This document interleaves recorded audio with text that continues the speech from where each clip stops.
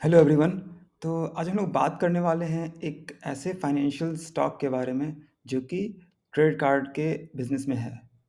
तो अब तक आपको पता चल ही गया होगा हम लोग कौन किसके बारे में बात करने वाले हैं। तो हम लोग बात करने वाले हैं, एक ही है हमारा जो कि स्टॉक मार्केट में लिस्टेड है, और वो है एसबीआई कार्ड। ठीक है, तो अब वापस हम आ आते हैं अपने स्क्रीन पे। ओके, तो ये हमारा खुल गया है स्क्रीनर डॉट इन। ये कोई स्पॉन्सर्ड वीडियो नहीं है स्क्रीनर का, बट ओके।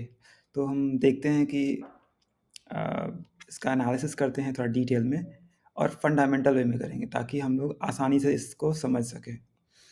ठीक है, तो ओके। तो हम यहाँ पे देख सकते हैं कि अब इसका मार्केट कैप अप्रॉक्सीमेट 70,000 करोड़ है। इसका करंट प्राइस है 736। लास्ट ईयर में 933 गया था, उसके बाद फिर वापस इसका लोएस्ट लोएस्ट था 691। ठीक है, और पी ए 30.3 पे इसका पी रेशियो है। Okay, okay, R O E R O C. Okay okay, ठीक है। अब हम आ जाते हैं इसके चार्ट पैटर्न पे। तो चार्ट पैटर्न को हम अच्छे से समझने के लिए अलग से खोल लेंगे इसका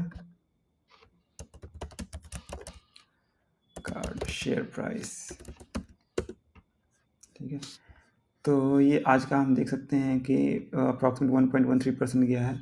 अगर हम 5 डेज़ की बात करें तो जो अभी रिसेंटली न्यूज़ आया था आरबीआई को लेके कि 25% रखना पड़ेगा अलग से। तो इसके लिए, इस न्यूज़ के लिए डाउन गया था शेयर। अगर हम लास्ट 1 मंथ की बात करें तो 5% है। अगर लास्ट 6 मंथ की बात करें तो 17% डाउन है।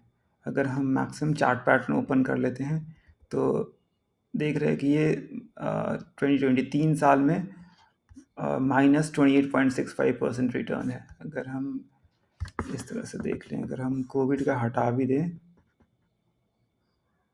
एक सेकेंड। ठीक है, तो ठीक है, चलिए यहाँ से हम देख लेते हैं अप्रॉक्सीमेट 28-30% डाउन है ये स्टॉक। और हम वापस से आ जाते हैं स्क्रीनर पे। तो प्रोज कॉन्स, ठीक है। प्रोज, अच्छी बात यह है कि इसका कैगर है 30% से लास्ट 5 ईयर्स में इंक्रीज़ हो रहा है। इसके फिनेंशियल्स आ जाते हैं वापस फिनेंशियल्स पे। तो क्वार्टरली रिजल्ट पे हम देखेंगे तो ये है हमारा सितंबर 2020। ठीक है, और दिसंबर 2020। इसका हम पैट देख लेते हैं।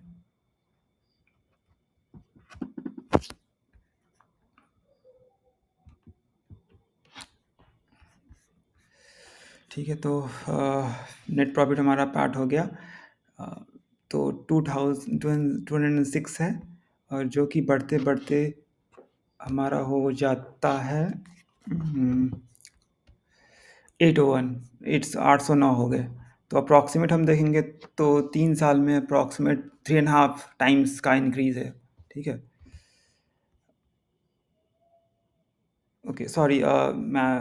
ये हमारा अगर नेट प्रॉफिट की बात करें तो 3 टाइम्स अप्रॉक्सीमेट इंक्रीज़ है। ओके, अब यहाँ पे हम रेवेन्यू की बात करें तो 2013 से रेवेन्यू 1008 करोड़ था, जो कि अब हो गया है 13,000 करोड़। ठीक है, तो approximate more than 13 times increase है। अगर हम नेट प्रॉफिट हम ईयरली देखें तो ओवर लास्ट 10 ईयर्स ये हमारा है 136 से 2258। तो हमारा हो जाएगा 10 अप्रॉक्सीमेट 12%। अब I mean more than 15%, 15 times का नेट प्रॉफिट राइज हुआ है। तो अगर हम इसी का समरी में देखेंगे तो 10 ईयर्स 30% का अगर सेल्स ग्रोथ इसका इस तरह से है, कंपाउंड प्रॉफिट ग्रोथ इतना परसेंट है। स्टॉक प्राइस हमने ऊपर देखा कि स्टॉक हमारा, देखो ये हमारा सेल्स इसका इंक्रीज़ हो रहा है, मतलब बिज़नेस आ रहा है कंपनी के पास, अब प्रॉफिट भी अर्न कर रही है। लेकिन अगर स्टॉक प्राइस की बात करें तो वहाँ स्टॉक प्राइस इंक्रीज़ हुआ ही नहीं है, वो इनफैक्ट और डाउन ही है। तो अब सिंपल सी बात है, अगर हम फंडामेंटल हम तो बेसिक चीज़ों को समझेंगे कि आपकी आमदनी बहुत ज़्यादा है, ठीक है, खर्च भी लिमिटेड है, जिससे क्या हो रहा है कि आपका प्रॉफिट भी अच्छा खासा आ रहा है। तो कोई रीज़न बनता नहीं है कि स्टॉक प्राइस नीचे जाए। हाँ, अभी स्टॉक मार्केट मतलब ऐसा ही चलता है कि ऐसा कुछ हार्ड एंड फास्ट रूल नहीं है कि स्टॉक मतलब प्रॉफ़िट बढ़ेगा तो इंस्टेंटली आपका स्टॉक प्राइस भी बढ़ जाएगा, ऐसा हार्ड एंड फास्ट रूल नहीं है। बट लॉन्ग टर्म में ये होगा ही, ठीक है? तो अगर हम बैलेंस शीट की बात करें, तो रिज़र्व्स देखेंगे तो 2013 में माइनस में था और जो कि हमारा बढ़ के हो गया 10,000 करोड़। तो अगर हम देखेंगे अगर 20 से ही देखें, तो 4.4 से हमारा 10,000 करोड़ हो गया। तो अप्रॉक्सिमेट कितना होगा ये अप्रॉक्सिमेट 2.2 टाइम्स हो गया सिर्फ 3 साल में। अगर हम स्टॉक्स की बात करें, ठीक है, तो अगर हम स्टॉक की बात करें 5 ईयर्स में, 5 ईयर्स तो हुआ ही नहीं है, तो हमारा एक सेकेंड ना, हाँ, अगर हम स्टॉक की बात करें तो ये हमारा ऑल अप्रॉक्सिमेट 30% डाउन ही है। तो अ, ऐसा कोई रीज़न नहीं है कि इतना पैनिक करने की ज़रूरत नहीं है कि ये स्टॉक प्राइस को क्या हो गया, मतलब स्टॉक मार्केट साइकिल ऐसा है कि चलता ही है। तो ऑल्दो अभी बाकी हमारे एनबीएफसी काफ़ी हाई वैल्यूएशन पे है, except from other than HDFC, Kotak and ICICI. लेकिन हाँ, अब अगर तो इसका मतलब ये है कि हमें पैनिक नहीं करना है कि ये बढ़ नहीं रहा है या फिर हम बेच के निकल जाएँ। तो एक्चुअली अगर 3 साल में देखें तो हमारा कंसोलिडेट ही कर रहा है, हमारा सारा फाइनेंस भाग रहा है बट ये नहीं भाग रहा है। तो अगर अगर हम प्रॉफ़िट की बात करें, अगर हम स्टॉक क्या अगर आई मीन एक सेकंड आ जाते हैं हम प्रॉफ़िट पे फिर से वापस से। तो नेट प्रॉफ़िट की बात करें वो हमारा इंक्रीज़ हो रहा है, ठीक है? और अगर हम रेवेन्यू की बात करें तो वो हमारा इंक्रीज़ हो रहा है। तो और कोई रीज़न नहीं बनता है कि स्टॉक प्राइस इंक्रीज़ ना हो। भले ही अभी नहीं होगा, हो सकता है कि आने वाले टाइम में 5, 7, 10% और नीचे चले जाए। लेकिन अगर हम लॉन्ग टर्म की बात करें ओवर द 2, 3, 4, 5 इयर्स, ये हमारा ऊपर जाएगा ही, क्योंकि ऐसा कोई रीज़न नहीं है कि वो स्टॉक हमारा नीचे आए फिर एक ही रीज़न में कंसोलिडेट करे। ठीक है, तो मेरे ख़्याल से ये अगर वैल्यूएशन की बात करें, ये अभी अभी बहुत डिस्काउंटेड वैल्यू पे है अवेलेबल। अ, एक बार हम ये देख लेते हैं इसका क्वार्टरली रिपोर्ट देख लेते हैं, या फिर एक काम करते हैं डॉक्यूमेंट्स में जाते हैं, अभी नवंबर का लास्ट क्वार्टर का पीपीटी ओपन कर लेते हैं। ठीक है, तो ये हम आगे हम इतना डिटेल में नहीं देखेंगे, इस पे आ जाते हैं यहाँ पे परफॉर्मेंस पे, ठीक है। तो अगर हम न्यू अकाउंट की बात करें तो हमारा 4% क्यू एन क्यू है, ऑल्दो हमारा ईयरली डाउन है बट इट्स ओके। हमारा 4% quarter on quarter basis increase हो रहा है। और स्पेंड्स हो गया, रिसीवेबल्स हो गया, पैट हमने बताया ये 15% अप्रॉक्सीमेट थ्री मतलब लास्ट ईयर से 600 करोड़ में 15% का जंप है, ठीक है।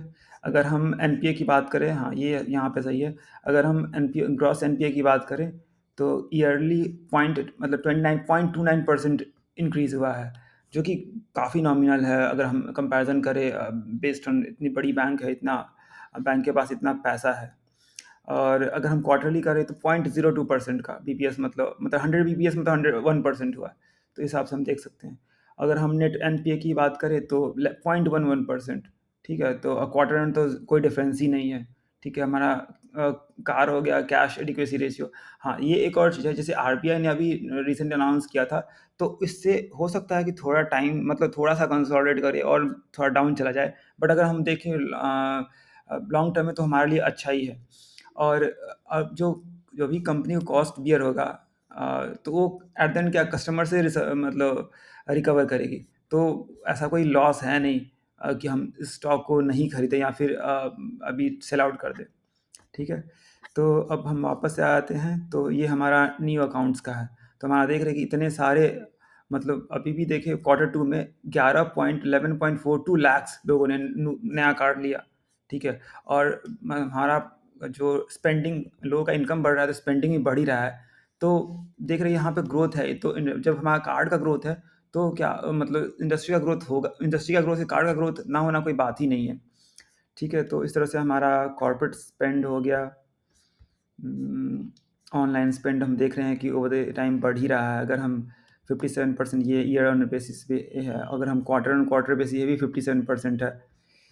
ओके, ओके, ओके, ठीक है। तो मतलब ओवरऑल हम देख रहे हैं कि हमारा मतलब ग्रोथ इसका कंपनी का अच्छा है ही। हमारा रेवेन्यू का ग्रोथ अच्छा है, सेल्स का ग्रोथ अच्छा है, प्रॉफिट अच्छा है। अगर लेकिन स्टॉक की बात करें तो वो अभी भी कंसोलिडेट कर रहा है। तो मेरे हिसाब से ये अभी भी अच्छा साइन है कि हाँ बाई करें, अभी अच्छा टाइम है। की बाई करे, क्योंकि हमारा लास्ट 4-5 ईयर्स में आई मीन जब से स्टॉक लिस्टेड है, हम कोई सिग्निफिकेंट ग्रोथ नहीं देख रहे हैं स्टॉक पे। तो I think this is a good buy. So thank you so much.